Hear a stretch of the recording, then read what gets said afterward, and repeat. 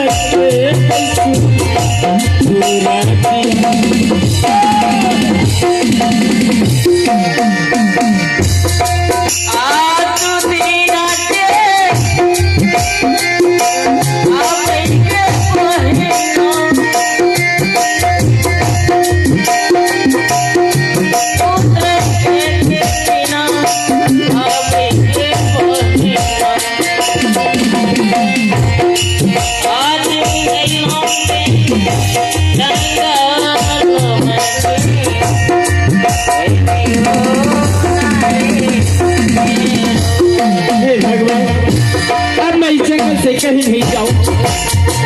इसी जंगल में एक लकड़ी चुन चुन करके एक छोटी सी झोपड़ी बनाएंगे और उसी झोपड़ी में रहेंगे और उसी झोपड़ी से भीख दुख मांग करके अपना जीवन व्यतीत करूंगी।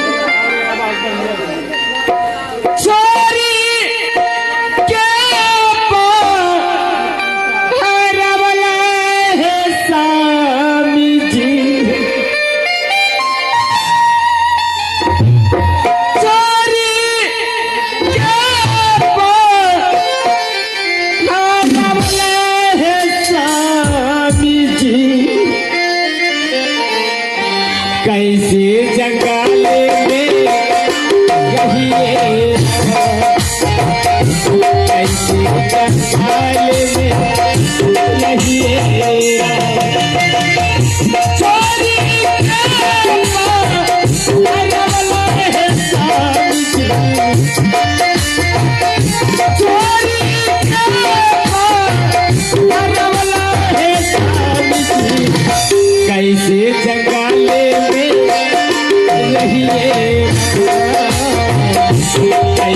जंगल में रहिए।